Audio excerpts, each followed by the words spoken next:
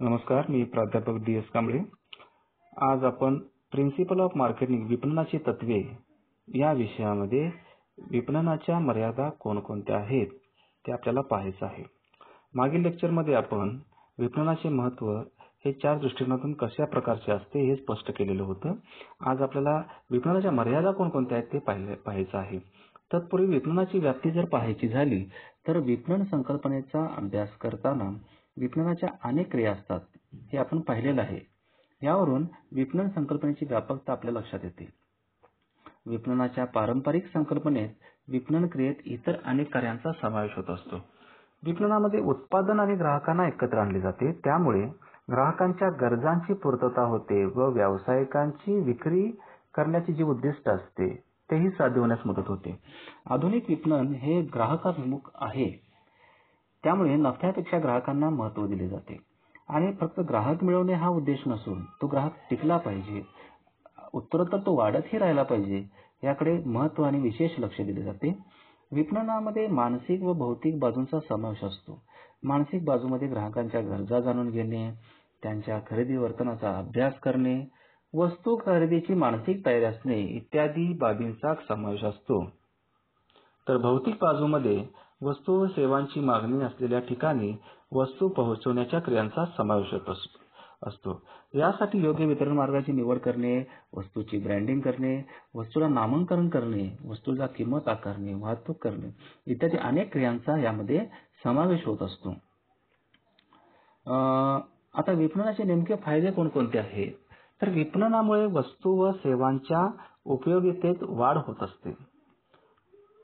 विपणनामुळे ग्राहकांच्या नेमक्या गरजा ओळखून वस्तू अगर सेवा यांचे उत्पादन केले जाते. विपणनामुळे उत्पादक व अंतिम उपभोक्ता यांची साखळी जोडली गेल्यामुळे विनिमय कार्य सुलभ होते. विपणनामुळे बाजारपेठेविषयी संपूर्ण माहिती जमा करण्याची यंत्रणा अस्तित्वात येते.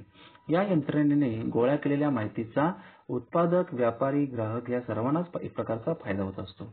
उत्पादनाच्या साठवणूक कार्यामुळे बाजारपेठेत वस्तूंचा नियमित आणि वर्षभर पुरवठा होत असतो. विपणनातील श्रेणीकरण या कार्यामुळे आवश्यक त्या वैशिष्ट्यांची वस्तू निवडणे सोपे होते. विपणनामुळे दूरवरच्या क्षेत्रात उत्पादित होणाऱ्या वस्तूंचे एकत्रीकरण केले जाते व त्या विक्री योग्य बनवल्या जातात. कृषी क्षेत्रांच्या बाबतीत विपणन कार्यच महत्त्वाची भूमिका बजावत असतात. विपणनामुळे देशाची अर्थव्यवस्था गतिमान होत असते, तसेच समाजाच्या राहणीमानाचा दर्जा उंचावत असतो. विपणन हे रोजगार निर्मितीचे प्रमुख साधन आहे, कारण विपणनाची विविध कार्ये पार पाडण्यासाठी मोठ्या प्रमाणावर मनुष्यबळाची आवश्यकता असते. एकंदरीत विपणनाचे फायदे पाहिल्यानंतर नेमक्या विपणनाच्या मर्यादा कोणकोणत्या आहेत ते आपण पाहूया. विपणनामुळे नसलेल्या गरजांची निर्मिती केली जाते, त्यामुळे ग्राहक अनेक अनावश्यक वस्तूंची खरेदी करतो.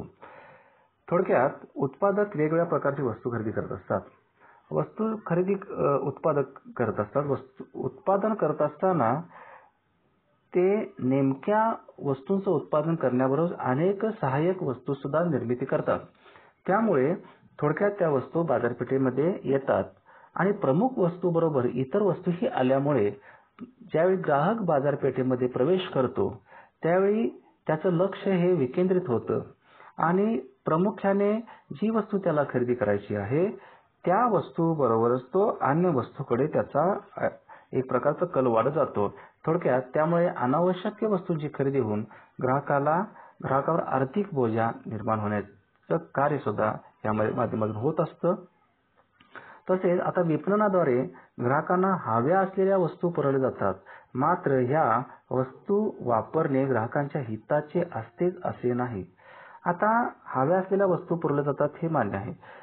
व्यक्तींचे स्वभाव वेगवेगळे असतात.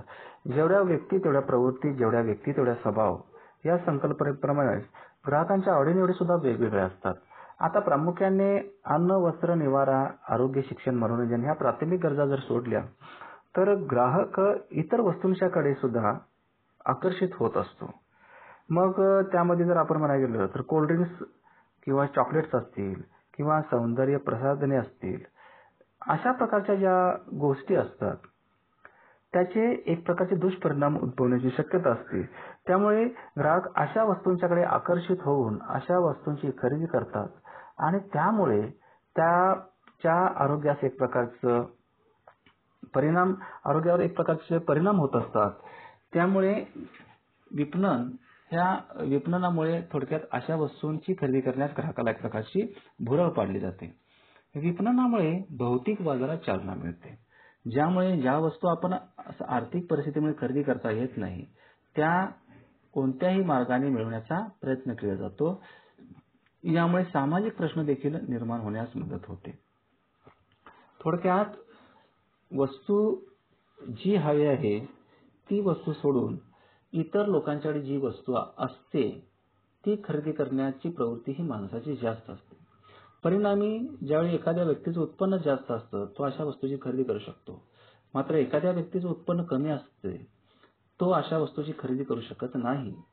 आर्थिक उत्पन्नाच्या साधना अभावी असल्यामुळे त्याला अशा वस्तूंची खरेदी करता येत नाही. अशा वेळी जर त्याला त्या वस्तू खरेदी करता येत नसतील तर तो इतर अनेक वाईट मार्ग जे असतात त्याचा निवडून अशा वस्तू खरेदी करण्याचा किंवा काय करतो तो हस्तांतरित करण्याचा प्रयत्न करतो. त्यामुळे एक प्रकारचा समाजामध्ये विषमता निर्माण होते किंवा प्रश्न निर्माण होण्यास मदत होत असते. विपणनातील जाहिरात कार्याला अत्यंत महत्त्व प्राप्त आहे. या जाहिरातीचा खर्च ग्राहकांना एक प्रकारचा भुरळ पाडून एक प्रकारचे विनाकारण ग्राहकांना भुर्दंड सोसावा लागतो. कारण का जाहिरातीमुळे त्या वस्तूचे महत्त्व पटवण्याचा किंवा ती वस्तू खरेदी करण्यासाठी प्रवृत्त करण्याचा प्रयत्न केला जातो. थोडक्यात ग्राहकाला त्यावेळी दुष्परिणाम दिसत नाही. ग्राहक वस्तू खरेदी करून एक प्रकारचं त्याचं जे उत्पन्न जे आहे आणि त्याचा ताळमेळ साधण्यासाठी त्याला थोडंसं त्याच्यामध्ये मिसमॅच होण्याची शक्यता असते. विपणनामुळे ग्राहकांच्या ज्या सुप्त इच्छा असतात त्या जागृत केल्या जातात. त्यामुळे ग्राहक वस्तूंची मोठ्या प्रमाणात खरेदी करून या वाढत्या खर्चामुळे समाजाची बचत कमी होते. त्याचा देशाच्या आर्थिक विकासावर परिणाम होण्याची जास्त शक्यता असते. थोडक्यात काय, खर्चाची प्रवृत्ती वाढते, बचतीची लोकांची सवय ही कमी होते. त्याच्यामुळं देशाचं जे दरडोई राष्ट्रीय उत्पन्न आहे त्याच्यावरही या प्रकारचा मोठा परिणाम होण्याची शक्यताही जास्त असते.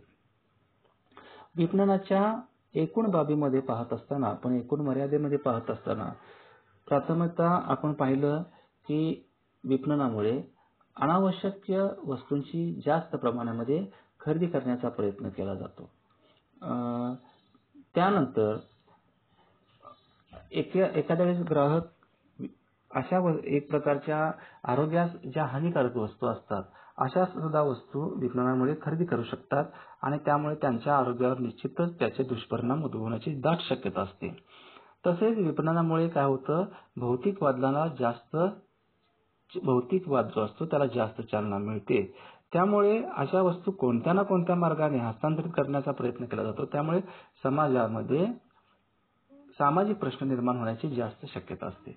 जाहिरातीच्या माध्यमातून ग्राहकांना जास्त विनाकारण अनावश्यक गोष्टी खरेदी करण्यास प्रवृत्त केल्यामुळे देखील ग्राहकांचं जे उत्पन्न असतं त्या उत्पन्नावर ताण पडतो आणि लोकांच्या जी बचत करण्याची सवय असते ती विपणनामुळे जाहिरातीचा मानसिक परिणाम होऊन मनावर परिणाम होऊन ती वस्तू खरेदी करण्याचा प्रयत्न केला जातो आणि त्यामुळे सुद्धा एकंदरीत लोकांची बचतीची सवय कमी होते आणि बचत प्रवृत्ती कमी होऊन खरेदी प्रवृत्ती वाढते आणि यामुळे देशाच्या अर्थव्यवस्थेवर देखील याचा निश्चितपणे परिणाम होण्याची दाट शक्यता असते.